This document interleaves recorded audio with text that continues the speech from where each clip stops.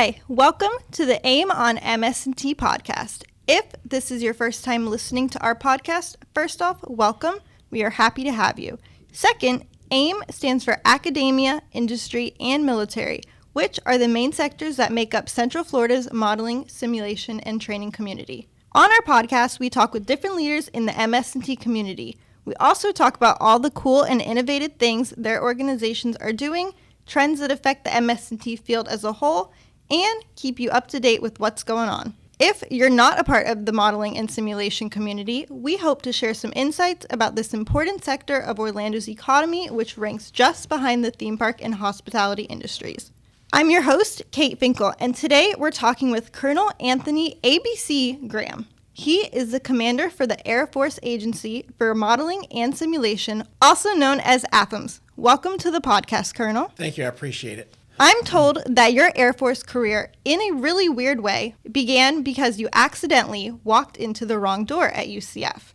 Could you introduce yourself to our listeners by filling in the rest of that story, please? And also, can you please talk about what motivated you to join the Air Force? And how did your career lead you to your current post at AFAMS Commander? Well, thank you. I appreciate it. It is a kind of a funny story. After taking off a few years from college, I decided it was time for me to get back in school. So summer of 1997, I decided to enroll at UCF. Okay. So during my visit, during my application process, I came over, and then when I finished the process, I decided to walk over and talk to the Army ROTC. The reason why I was talking to Army ROTC is because my very first year in college, I took a semester at Army ROTC. It's like, I think this may be something I may be interested in. Okay. Well, the way the two buildings located at UCF is the Army and the Air Force ROTC units are right next door to each other. They shared a trailer.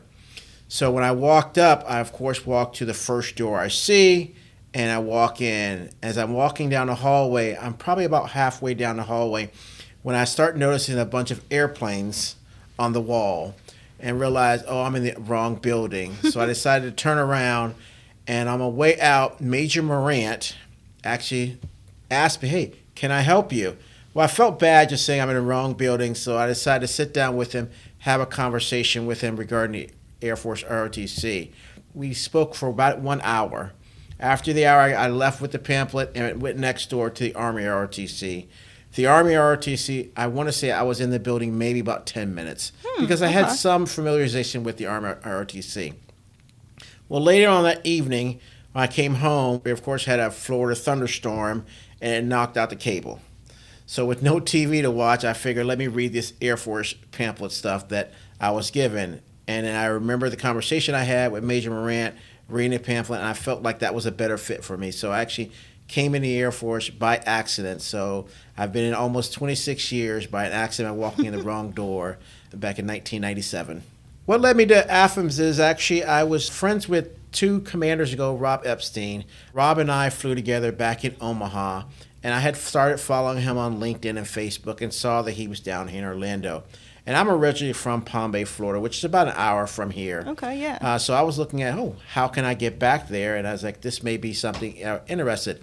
And I really started looking at all the Facebook posts Rob was making, and it really looked like he was enjoying what he was doing. And I was like, that may be something I'm very interested in. Well, when it came for Rob time to leave, I thought, perfect time for me to replace him. However, ACC had a different understanding of how long I was going to be with them. So they said, you are not eligible to move yet for another year. So I said, okay, I'll stay at ACC another year. So when that year went by, I ended up getting a job at Patrick Space Force Base as the vice commander there.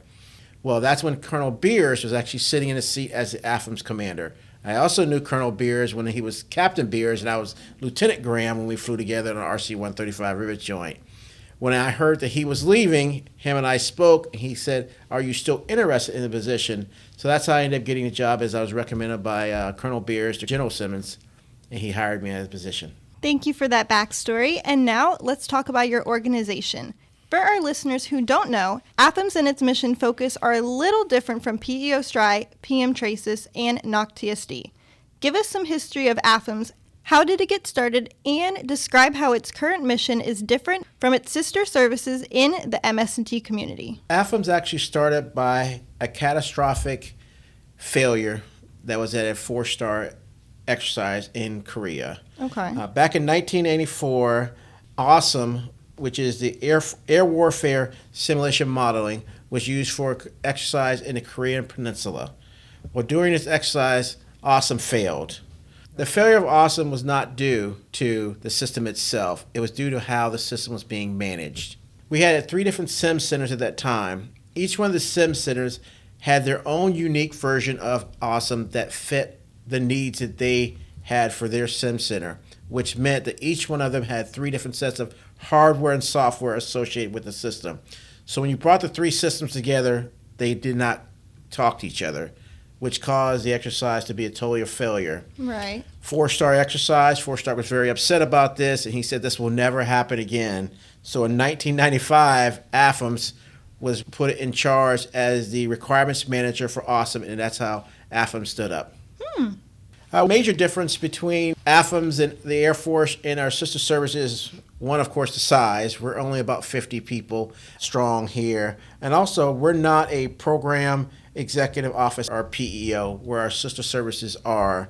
We really concentrate on a center of managing a group of products, not just one. For example, as you look at our sister service in Navy and the Army, they really concentrate either on a ship or a tank. Whereas the Air Force, we look at all our systems together and how we can make those systems interoperable here at AFAMS. Since you took over last July, you've most likely noticed the highly collaborative environment that defines the MS&T community in Central Florida. Could you tell our listeners about any collaborations AFAMS is currently involved with, and considering its specific mission focus, how does collaborations differ compared to its peer organizations? Yes, that was one of the big surprises when I took over in July is how much collaboration is done within the modeling and simulation community. And AFAMS does a really amazing job at doing that. We've realized that in order for us to advance the requirements of modeling and simulation, we had to be collaborating with not just our sister services, but also our industry partners and academia. So the team here does a phenomenal job of doing that collaboration, which allows us to get after things with the small size workforce that we do have here. AFAMS is more like a facilitator. We don't dictate solutions to our stakeholders. What we do is we go out and have a conversation with the stakeholders, find out what their needs are, and then we go back into industry or academia to see, is there anything out there that we can help solve those missions? For example, I've got an MSR division here. That division will go out and talk to some of our stakeholders, for example, in ACC. ACC will sit down with and say, I've got a problem with solving X. They will then come back here at AFAMS, sit down with the exploration division, and says ACC is having a problem with X here. Can we solve this? Then the exploration division will talk to academia, talk to industry, come back with solution Y. So then we'll put solution Y with problem X, and if that works for ACC, then we'll move forward. If not, we'll go and try to find a different solution for them. So we don't actually solve the problem. We're kind of more of a diplomat. Okay. And for solving that problem, getting the 2 sides together. And since you took over last summer, what would you highlight as some of the more noteworthy accomplishments from previous collaborations? One of the big things we did, it was actually my first visit, was over to San Antonio to Det 24, part of the 19th Air Force. They're really working on new technology advances for their Pilot Next training program. As we know, the Air Force, we have a shortage of pilots. So we're trying to find new inventive ways to get our pilots trained faster, and that's what modeling simulation is coming into. And Det 24 is on the tip of the spear of doing that. So we work very closely with them, coming with different solutions, and also what does academia and, once again, industry have that we can help supplement the pilot training. So now our pilots aren't just taking those flights in the air all the time. They can do a lot of that training within a simulator, doing odd hours, and more importantly, now I can have an instructor, instead of having a one-on-one with a student in an airplane, he can have 3 or 4 different students running a sim at the exact same time, which has increased the capacity of getting students through faster. Now changing focus from the past to current trends and possible futures. With the entire globe being such a very fluid environment right now, what do you see going on that you think might eventually impact how AFAMS can go about accomplishing its mission? The technology advancements that are out there, AI is a big thing that we're starting to dive deep into. How can we use that? We're starting to realize that modern simulation can be used in order to prepare our warfighters for future fights there. And it can get them to be trained without actually having to go to war. So when they do have that night one fight, they're prepared because they've gone through some of the simulations already and what they're expected to see. And these simulations help prepare our pilots as they go off on a night one fight. And continuing on that line of thought, you mentioned your experience working at Space Launch Delta over at Patrick. And as of last September, the Space Force now has representation in Team Orlando. Going forward, how do you see AFAMS and the Space Force specifically possibly working together to prepare warfighters? Well, that's an easy one there. We both belong to the Department of Air Force. So my plan is to incorporate some Space Force Guardians into their AFAMS team. We are just now starting to explore space, and we've got a couple of our individuals now that are reaching out to the Space Force over at Patrick and STARCOM to get more involved. But eventually what I'd like to do is I'd like to see this being more of a joint or more of a Department of Air Force services. So bring some of the young Guardians that are at Patrick or at STARCOM right now, bring them over to AFAMS so they can help with the modeling and simulation. As you know, it's not very easy to simulate real world moving a satellite around. So any type of modeling simulation you can do that help prepare that is going to be helpful for the United States. Those will be some interesting projects to look forward to. Now, changing the subject entirely.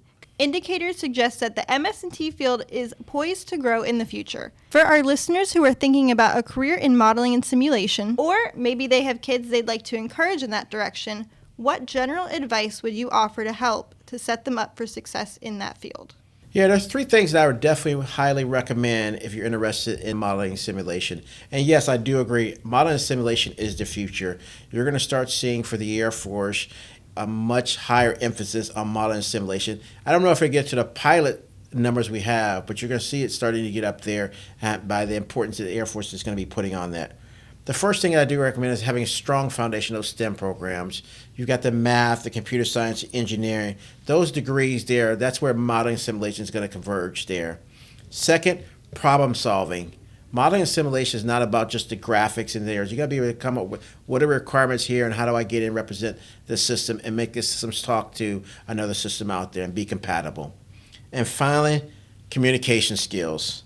We're going to need people that can bridge the gap between the tech talk and the operator talk. For example, my background is in electronic warfare with a degree in finance. Oh, okay. I am not an engineer. So when we talk about modeling and simulation, I need that engineer to simplify that conversation so the finance person can understand what they're talking about. And vice versa, me as an operator, I need to be able to speak not just operator, but also be able to speak to the engineer to tell them exactly what I'm looking for. So those are things I definitely think we're going to need for students to do. However, I know that I said those three things, but I want to caveat. If you're not, STEM's not really big, we still need those people that are artistic and into gaming. A lot of the modeling simulations we have out there are big video games. And with the younger generation, they grew up on video games, so they know how these video games work. So I need those individuals also to be able to think outside the box. That is great advice. And to get a little more specific, what would you recommend to someone interested in following the military path to get into modeling and simulation? Well, as I mentioned earlier, this is a great time for someone to jump into military for modeling and simulation. I see one of those careers that are advancing faster than some of the other careers and will be almost on the operational level, in my opinion, there. I think they have that strong STEM foundation, but they also need to be looking at not just the gaming piece of it, but also let their leadership know that I'm interested to know how these games work. Because those are the individuals that the leadership is going to be wanting to send to the courses to get more involved with the modeling simulations. For the folks that aren't in the military yet, definitely recommend maybe going to the academy or ROTC and also looking some of these colleges and universities that have specialized programs in modeling simulation. For example, UCF. Yeah. That way you're getting these modeling simulation from as your freshman year all the way to your senior year. Now you're coming up with a background that you wouldn't have beforehand. Eventually, what I would love to see is someone sitting in my seat as a commander here at AFAMS that has had a modeling simulation background prior to getting here. Thank you for that, Colonel. And my last question for you doesn't actually have to do with modeling and simulation. In the last few years, all the services have seen unprecedented challenges in making their recruiting mission to maintain the force. Now, no one will argue that the military is for everyone, but earlier you talked about why a military career was the right choice for you. Based on your experience, what would you say to someone who is considering options in the Air Force or another branch? I agree. Military is not for everyone. I think about General Brown's recent retirement speech or the quote he put on LinkedIn, and when his dad said 4 years in the military won't kill you. He ended up being in for 41 years. Wow. One of the reasons I stay in the military is I actually love what I do. I get up every morning and enjoy going to work. And I think if you give the military a chance, you'll see that. The military, to me, has always been a big family. Even though military members, we do move around a lot, the folks that you're with, that you work with on a daily basis, they become your family members. So I would say folks that are thinking about the military is go ahead and give it that 4-year chance. If you don't like it after 4 years, then you move on. But I think if you give it the full 4-year chance, I think you're going to see the military is a great opportunity for you for advancement. Thank you for the advice, and with that, we'll finish up this episode. We appreciate you making the time to talk with us today, Colonel Graham. And before we sign off, where should our listeners go to find more about AFAMS and what your team is doing? Well, thank you for having me. I definitely appreciate that. It was very enjoyable. If you'd like to get more information about AFAMS, look at our LinkedIn or our Facebook page. Jim Williams does a great job of putting articles out there. They're not just about AFAMS, but also about what the Air Force is doing. And it keeps me up to date with what's going on with the Air Force. There's a lot of things out there in the news, and it's hard to keep up with everything that's out there. Jim does a great job of taking those things and putting the pertinent information on the LinkedIn and the Facebook page for folks to go take a look at it. And both of them are open for anyone to have a public view of them. Thank you. And for everyone listening, to stay up to date on future events in the modeling and simulation community, check out our website, teamorlando.org. You'll also find us on LinkedIn, Twitter, and Facebook for more recent news and upcoming events. If you're interested in sponsoring an episode of AIM on MS&T or being a featured guest, please reach out to Team Orlando News. The link will be below. Once more, I'd like to thank Colonel Anthony Graham, the commander of the Air Force Agency for Modeling and Simulation, for chatting with us today. We hope you enjoyed this episode. Don't forget to follow the AIM on MS&T podcast on your platform of choice, and we will see you in the next one. Bye!